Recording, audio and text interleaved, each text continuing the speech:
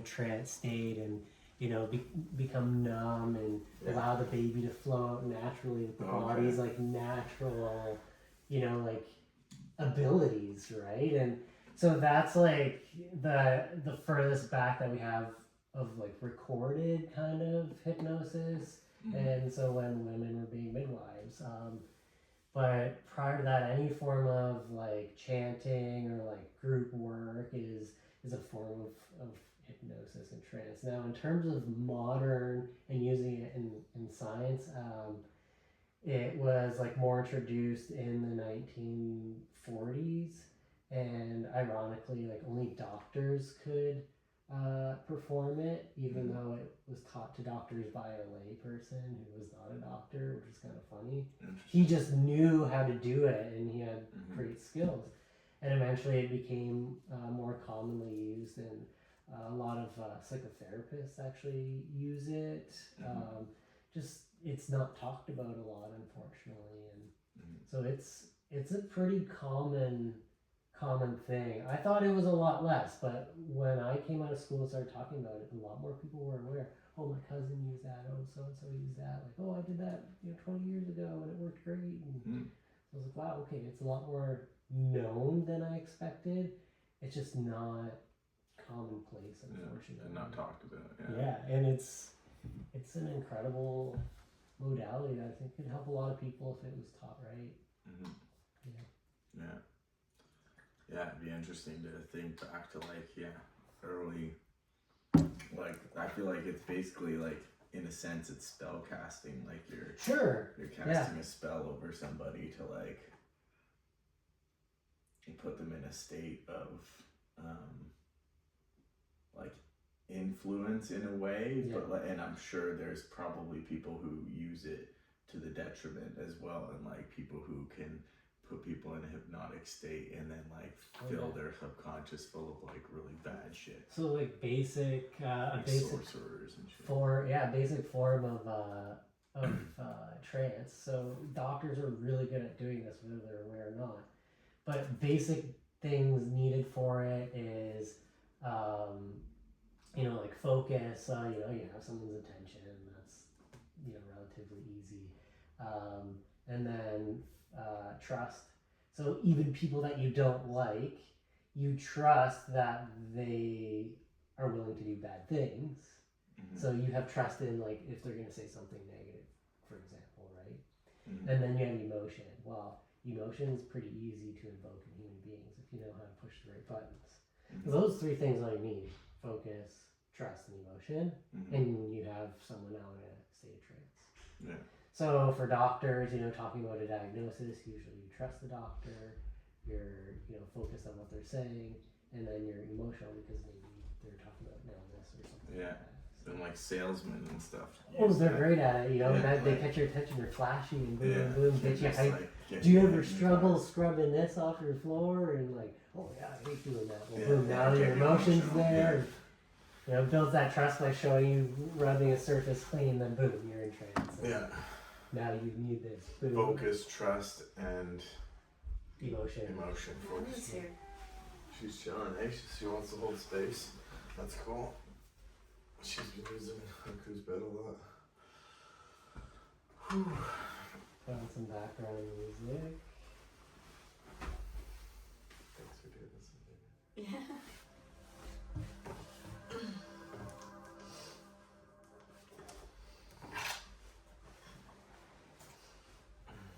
Okay, so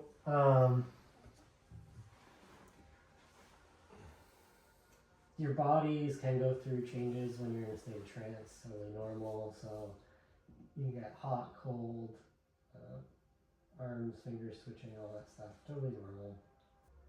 This experience is for the two of you. So if I'm going too fast or I'm going too slow, you just say something. If I'm using expressions or words that don't resonate with you, feel free to express. Now, to set some kind of expectations with your experience, no matter who is expressing something, allow that material to be theirs and independently theirs, and it's something that you can explore after the experience. You may or may not access the same timeline. That's totally okay. You may receive matching, complementary, or symbolic, or even completely different material than one another. That's also okay. Your subconscious or superconscious or your soul, whatever you perceive it to be, knows where you need to go in this experience. This is for you. Don't try and impress the other person. Doesn't matter how big or shiny your sword is. Talk about it afterward, but experience your experience. Enjoy what you are having and let that be rich and great for you. And don't try and match each other if it's not natural. Again, allow everything to kind of just flow. And if you're experiencing something that you really enjoy, you can say, hey, please hold on a minute. I want to keep enjoying this or experiencing this. Or if you want to move past something, you just ask to move past it. And I would just like to ask your permission to put you into hypnosis today. Yes. Wonderful. Allow yourself to settle into the room. Now, Robbie, I'd like you to now imagine that gate, the black gate with gold tops, this door that invited you forward to experience a life that shows the origin of this meaningful connection. I'm going to count to 3. And when I get to 3, I'd like you to step through that door. 1, 2, 3. Let me know what you're noticing. What might they call you there? Dennis. I'm going to count to 3. When I get to 3, I'd like you to go to the first significant event in Dennis' life. 1, 2, 3. It's a war. It's a battle. And there's cannonballs exploding. There's 2 ships.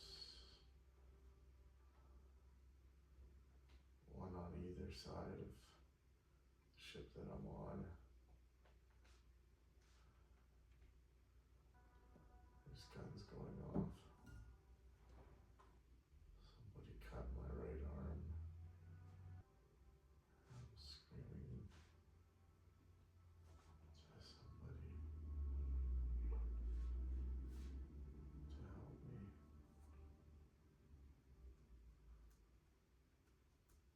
And somebody stabbed him right in the heart.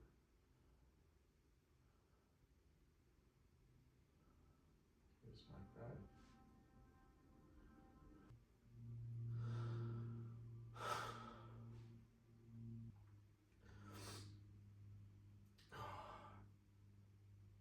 I tried to get down to the bottom of the ship, but somebody knocked me over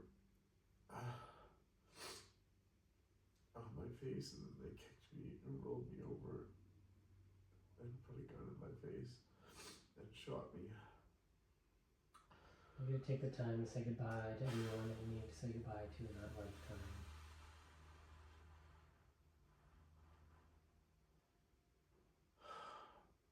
I want to say goodbye to my mother, but I never knew her. And to my wife that I left. As you continue forward, saying goodbye, moving towards the web of purifying light, allowing your emotional, spiritual, physical, and mental bodies to be purified as you allow your energies to grow, to heal, to always be learning, allowing our experiences to guide us, to teach us in the future. You allow your soul's energy to integrate into this lifetime. You allow the knowledge and integration to happen in a healthy manner. You'll feel as though you have awakened from a deep, peaceful, restful sleep.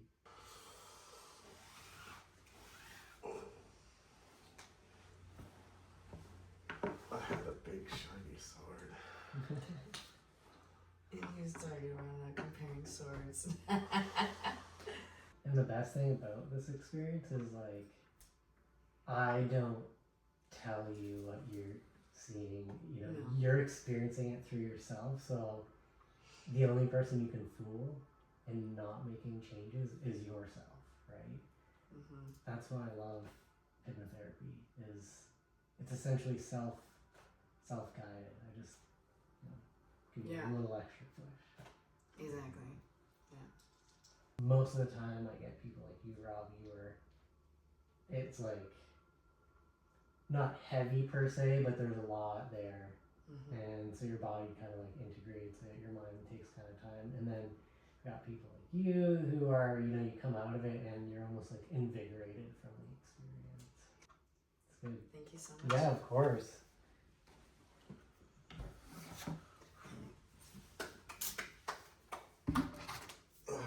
Never bailed.